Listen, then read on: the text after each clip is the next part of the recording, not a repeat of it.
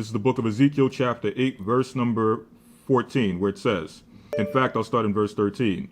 And he said also unto me, turn thee yet again, and thou shalt see greater abominations that they do. Verse 14.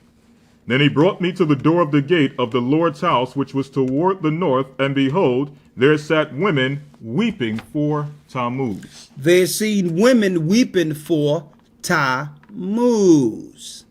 Tammuz is the virgin child of Babylon that they're claiming was plagiarized by the Bible.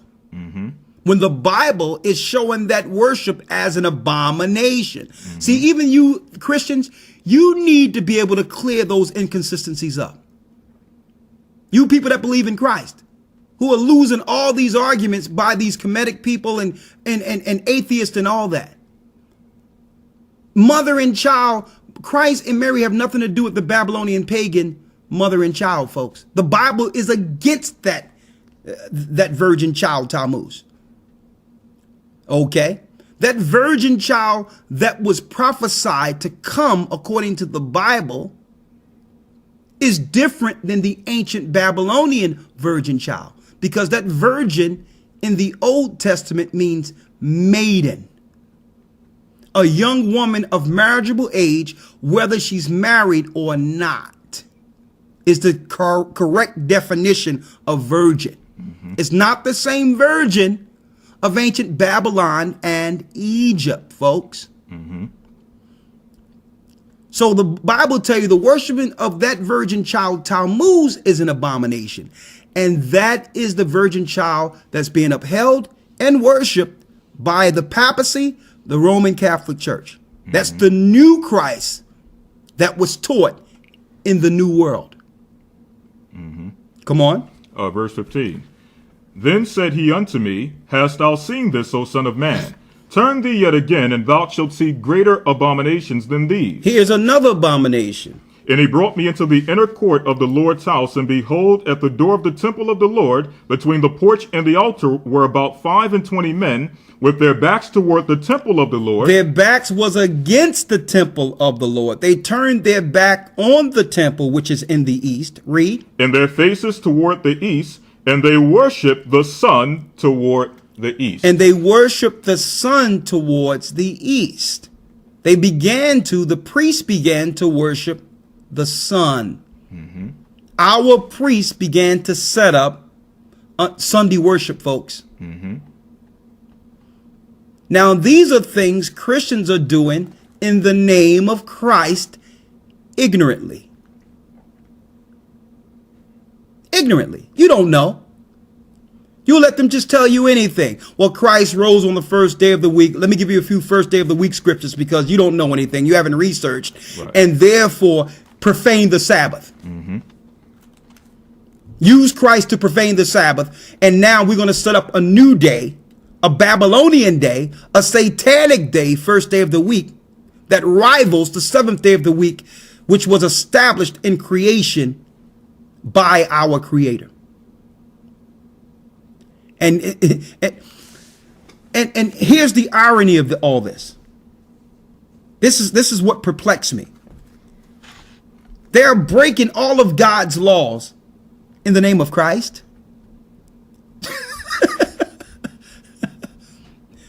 The Most High set up. No, look now. The Most High made Christ now. Let's make this clear. Christ is an entity from the Father. Okay? The Most High made him to create. So now what the Christians are saying, that Christ came to undo everything that was established by the Father. A lie, folks. We're going to clear it all up today. But let's go back to the Apocrypha here. Yes, sir. Wisdom of Solomon, chapter 14, verse number 16. Come on. Thus, in process of time, an ungodly custom grown strong was kept as a law. Engraven images were worshipped by the commandments of kings. So now the Romans, according to this prophecy, began to uphold a new commandment as a law. Now, mind you, we're looking at a new commandment outside of the commandments written in the same Bible. There was a commandment in Exodus the 20th chapter to remember the Sabbath, to keep it holy. Exodus 20:8. So now they will make a new commandment. No longer will we observe the Sabbath, which is the Israelites' holy day under their God. Now today they try to make it seem like, oh, you deal with the Sabbath. Don't the Jews do that? No, that's garbage, folks. That's garbage what they're trying to claim, that only Jews should worship the Sabbath. All 12 tribes, the whole nation hallowed the Sabbath day. Not just Judah. Jew is short for Judah, or those of Judea. Judah, Benjamin, and Levi. It wasn't just Judah, Benjamin, and Levi following the Sabbath. All of us hallowed the Sabbath from Friday sundown to Saturday sundown. Christ never undid that. Now, what the Christian church tried to teach is, well, that happened then, before Christ, but once Christ rose the third day, they claim it was on a Sunday, and it wasn't. They claim he rose on a Sunday. And through that, the so-called, who they claim holy fathers. Now, the holy fathers are what you would call Romans philosophy after the disciples.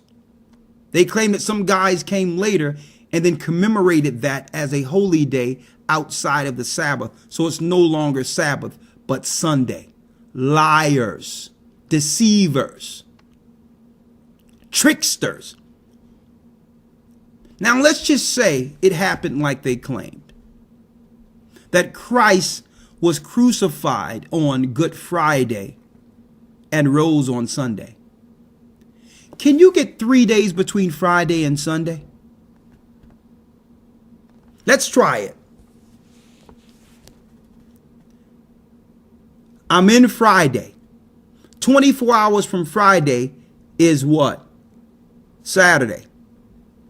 24 hours from Saturday is what? Sunday. 24 hours from Sunday is what? Monday.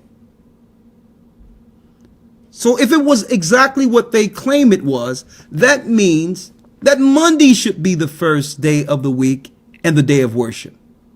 Where does Sunday come from?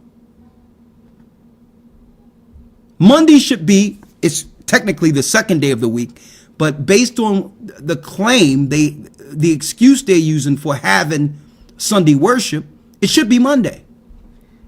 You cannot get 3 days between Friday and Sunday. Try it. So even the excuse they're making for Sunday worship doesn't work. Well, he rose on a Sunday. Impossible. You can't get 3 days between Good Friday and Sunday. But the Bible is identifying them making a new commandment. What was the new commandment? To uplift and to instill amongst the religious circles the Babylonian holy day of Sunday as a law amongst all believers. You have your so-called Seventh-day Adventists talking about Sunday law going to be instituted, which is the mark of the beast. What? What are you talking about? Sunday law been instituted. Churches everywhere make a law for Sunday as the Sabbath. Mm-hmm. Thank you. I appreciate it.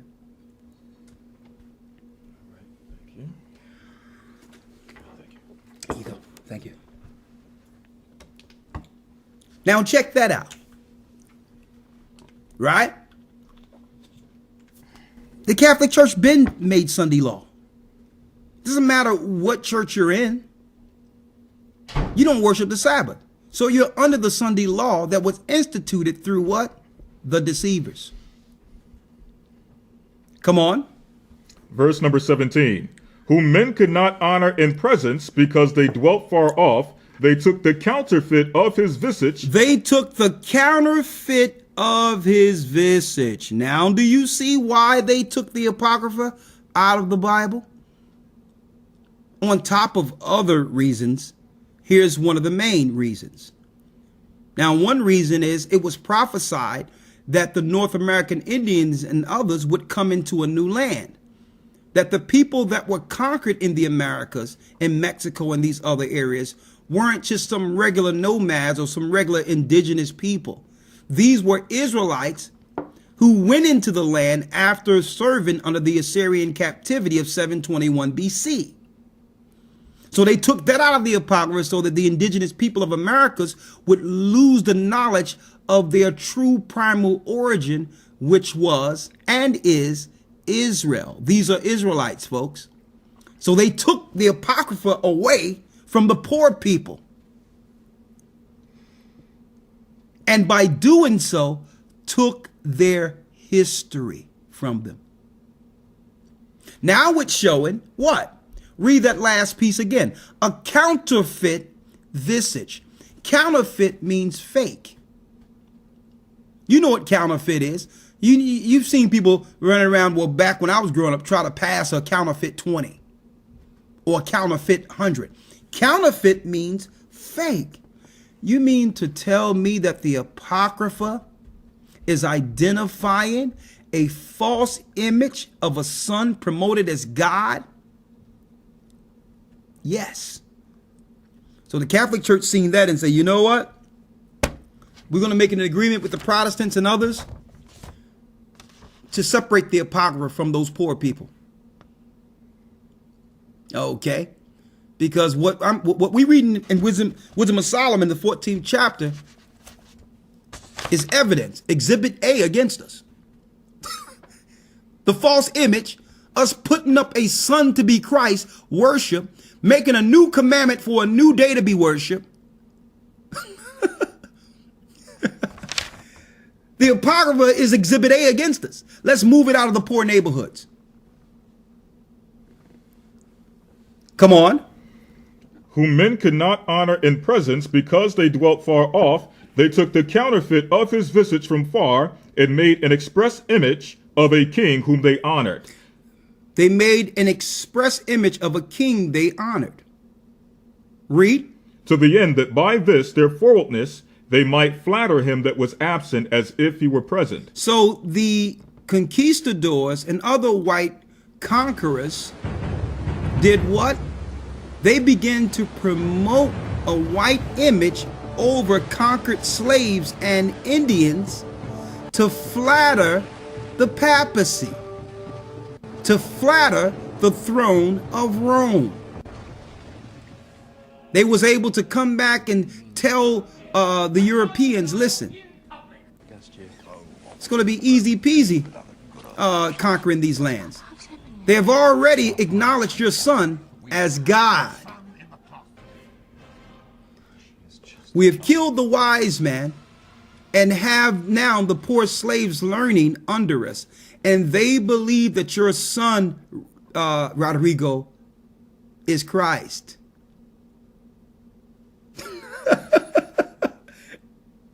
Check that out.